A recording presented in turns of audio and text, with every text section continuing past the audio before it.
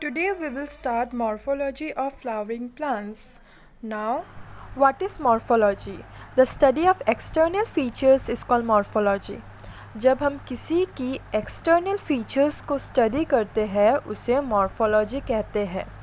In this chapter we will study about roots, stems, leaves, flowers and fruits. Now, the underground part of flowering plants को root system बोलते हैं and जो portion above the ground होते हैं उसे shoot system कहते हैं. Now let's discuss about roots. We get different types of roots. Radical से डायरेक्ट प्राइमरी रूट्स निकलते हैं और प्राइमरी रूट्स डिवाइड होके ब्रांचेस फॉर्म करते हैं, उसे सेकेंडरी रूट्स बोलते हैं. और सेकेंडरी रूट्स फर्दर डिवाइड होके टर्शियरी रूट्स बनते हैं. ये पूरे सिस्टम को टैप रूट सिस्टम कहते हैं जो सिर्फ डाइकोटिलेडोनियस प्लांट्स में होते हैं. अब मोनोकोटिलेडोनियस प्लांट्स में प्राइमरी रूट्स शॉर्ट लिव होते हैं जिसके कारण वो रिप्लेस होके लार्ज नंबर ऑफ रूट्स बनते हैं.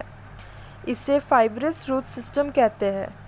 नेक्स्ट हम बात करते हैं एडवांटेशियस रूट सिस्टम किसे कहते हैं. एडवांटेशियस रूट सिस्टम ग्रास में होते हैं जब रूट्स रेडिकल से ना निकलकर किसी और पार्ट्स ऑफ द प्लांट से निकलते हैं, उसे एडवांटेशियस रूट्स सिस्टम बोलते हैं. अब फंक्शंस देखते हैं. रूट्स के 3 फंक्शंस होते हैं. Number 1 to fix the plant, number 2 to absorb water and mineral, number 3 to hold the soil particles. अब regions of root. Number 1 root cap. Root cap हमेशा नीचे ही और रहेगा at the apex. It protects the tender apex of the root और ये soil में roots को पेनिट्रेट करने में हेल्प करता है. Number 2 reasons of meristematic activity में हमेशा ग्रोथ होती रहेगी. इसके सेल्स रिपीटेडली डिवाइड होते हैं and cells are very small. Number 3 regions of elongation. इसके cells repeatedly elongate and enlarge होते हैं and responsible for growth of the root in length. Number 4 regions of maturation. These cells are matured and bears root hair. Number 5 root hairs. ये thread like structures होते हैं जो absorption of minerals and waters में help करते हैं. Now come to the another topic, that is modification of root. Roots अपने shape and size को change करके मॉडिफाई होते हैं for support, storage and respiration. We get 2 different types of root modification, that is taproot modification and adventitious root modification. Number 1 conical. The base of the root is broad and gradually tapers. Secondary roots are present all over the swollen area. Example carrot. It is used for the storage of food. Number 2 fusiform root. The root is swollen in the middle and gradually tapers. Example radish. Number 3 napiform. This type of fleshy roots is thickest at the base and takes the spherical shape. Example turnip and beet. Again it is used for storage of food. Number 4 tuberous taproot. Doesn't have any definite shape but store food. Example 4 o'clock plant. Number 5 nodulated roots. Here leguminous plants are modified into root nodule which contain nitrogen fixing bacteria, that is rhizobium. Now what does this rhizobium do? They help in fixing the atmospheric nitrogen into nitrates and make it available to the plant. Example groundnut. Number 6 is pneumatophores. Pneumatophores. Just look at that picture. Here the roots are found in plant growing in mangrove or swamp near the seashore, that is rhizophora. It is the roots comes out from the soil just for respiration. Adventitious roots modification. Now for storage of food, tuberous root without definite shape. Example sweet potato.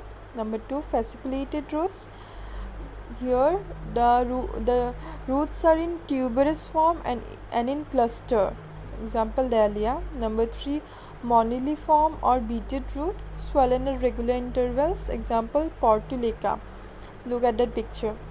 Number 4, nodulous roots, swollen at tip, example mango, ginger. Number 5, annulated roots, rings at regular interval. For mechanical support, number 1, prop root, grows vertically downward from branches, example banyan. We know that we see this trees in day-to-day life. Number 2, stilt root, grow from basal node, example maize and sugarcane. Here the roots are grown from the nodes. Number 3, climbing roots, attached by roots from nodes and internode, example beetle. These three are used for support. Then for vital function, floating roots, here the roots are used for floating the plant. Spongy roots arising from nodes on upper side of the stem. Number 2, epiphytic root, orchid. Number 3, assimilatory roots, green and photosynthetic, example troppa. You can just look at that picture. Number 4, parasitic hostorial roots. Yes, this type of roots are parasitic. It enters the host, suck the food and water and mineral from the host. Example Cuscuta. You can just look at that picture, see how this hostorial root is attacking that plant. आगे बढ़ते हैं stem के बारे में. There is a presence of nodes and internodes in stem जो roots में नहीं होते. ये negatively geotrophic है, that is grows against earth gravitational force, जो हम सब जानते हैं. Positively phototrophic है, मतलब sunlight towards sunlight it grows. और प्ल्यूमल से डेवलप होते हैं, नॉट फ्रॉम रेडिकल. इसके फंक्शंस हैं conduction of water, mineral and food material.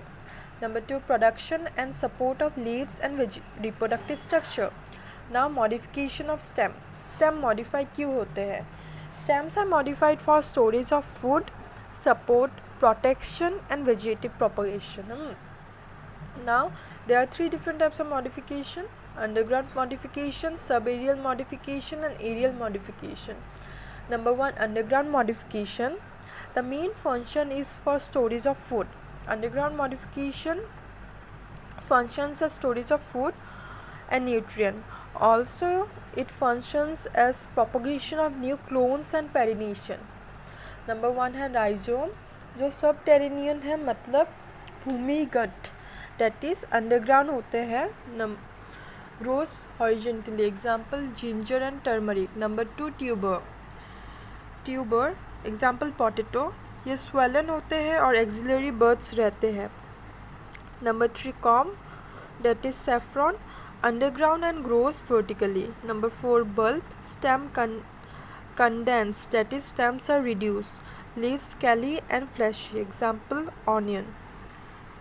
Number 2 है subaerial modification. In subaerial modification, stem is partially aerial or partially underground. Aerial branches and adventitious roots develops at nodes. Detachment of entire branch or a node can develop into a new plant. In subaerial modification, इधर 4 subaerial modification है, that is number 1, runner, जो prostate, creeping, prostate है, that is growing along the ground. creepers है and nodes से roots निकलते हैं, example dubgrass. Number 2, suckers, arises from basal underground stem. suckers का example mint, pudina. Number 3, stolon, subterranean underground, मतलब partially aerial, partially underground. roots at nodes gives off aerial branches. jasminium, मतलब jasmine. Number 4, offset, internodes short and thick, group of leaves at nodes, example water hyacinth. अब आता है aerial modification. aerial modification का main function होता है climbing. Also it is modified for protection, synthesis of food और vegetative propagation. Number 1, tendrils modify होते हैं climbing के लिए. So as because it is used for climbing, they are thin, wiry, leafless, spirally coiled structure. Example, grapevine. Number 2, thorn. ये modified होते हैं mechanical support के लिए फॉर प्रोटेक्शन, इसलिए they are hard, straight, pointed, axially branch. Example, citrus. नींबू के पेड़ में जो थॉर्न रहते हैं.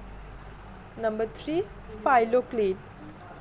ये phylloclade stems modified into leaves for leaf-like structure. Opension. Number 4, cladode. Phyloclade of 1 or 2 internode. अब 3 and 4 मतलब फाइलोक्लेड एंड क्लैडोड, ये दोनों फोटोसिंथेसिस के लिए मॉडिफाइड हुए हैं. मतलब ये स्टेम थे पर ये लीव्स में मॉडिफाइड हो गया है just because of photosynthesis. Number 5, बुलबिल, modified vegetative or floral buds. Now let's start another topic, that is leaf. The leaf is a laterally borne structure and usually flattened. Laterally borne structure means it grows from the side of the stem and usually flattened, that is flat.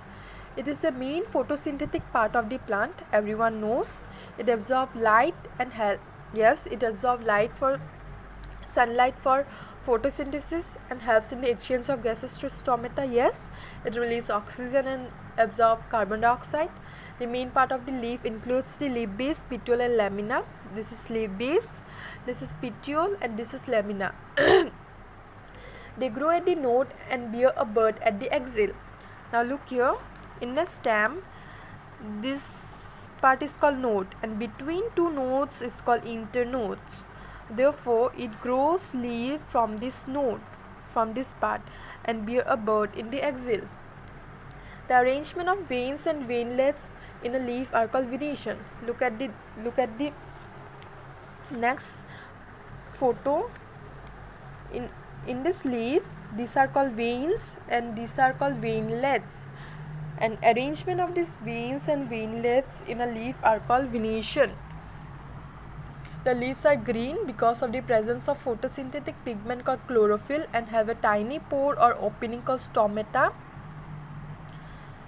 where the gaseous exchange takes place. Yes, there is a presence of photosynthetic pigment called chlorophyll because of which the leaf is green in color. Now come in the characteristics of leaf. Number 1, the leaf arises from the node. I have told you from here. It is exogenously in origin. Exogenously in origin means it is externally origin, external part of a plant. It has a bud at its axis. Number 4, the growth of the leaf is limited. Number 5, the leaves do not bear any apical bud. It does not bear any bud. Now comes venation. Venation is defined as the arrangement of veins and the veinlets in the leaves. I have discussed with you earlier. Look at this picture. Here, the arrangement of these veins and veinlets in this leaf is known as venation. So, different plants shows different types of venation. Generally, there are two types of venation. Number 1, reticulate venation. Number 2, parallel venation. In reticulate venation, the veinlets are arranged randomly and form a complex network of veinlets. Look at this picture. There is a complex network of veinlets present. This is called reticulate venation. Example, dicotyledonous plants such as China rose, coriander. Number 2, parallel venation. Here, these veinlets are arranged parallel to each other. You can just look this picture. Look, here the veinlets are run parallel to each other. Example, monocotyledonous plants, that is bamboo and banana. Now comes types of leaf. Depending upon the incision present in lamina, incision means cuts. Cuts present in lamina, it is divided into two parts. Number 1, simple leaf. Number 2, compound leaf. When a single lamina is connected to the main stem by a petiole, the leaf is said to be simple. Here, no incision or cuts in the lamina. In simple leaf, there is no incision or cuts in the lamina. A simple leaf may be inside to any depth but not down to the midrib or petiole. Example, guava leaf. Number 2, compound leaf. A compound leaf is a leaf made up of two or more leaflets. In a compound leaf, the midrib of the leaf is branched into different leaflets and is connected by a single petiole. For example, palm leaf. Look here, in compound leaf, the lamina is broken up into different leaflets. Now, in compound leaf, we find again two subdivision, that is palmately compound leaf and pinnately compound leaf. Now, what is palmately compound leaf? In a palmately compound leaf, the leaflets are attached at the tip of the petiole. Example, silk cotton. That is, in palmately compound leaf, the incision develops from the leaf apex and reaches the base of the lamina, dividing the lamina into different leaflets. Here the incision develops from the leaf apex here and reaches the base of the lamina here, dividing the lamina into different leaflets. There is no rachis. The leaflets are found attached at the tip of the petiole. Okay. Now, what is pinnately compound leaf? In a pinnately compound leaf, the midrib of the leaf is divided into numerous leaflets and all connected by a common axis. Example, leaf. In pinnately compound leaf, the incision develops from the leaf margin and reaches the midrib. As a result, the lamina is broken up into leaflets.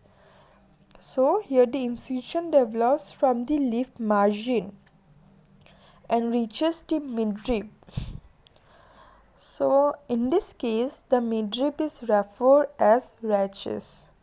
So, we got the difference. In palmately compound leaf, the incision develops from the leaf apex and reaches base of the lamina, and there is no rachis. In pinnately compound leaf, the incision develops from the leaf margin and reaches the midrib, and there is a presence of rachis.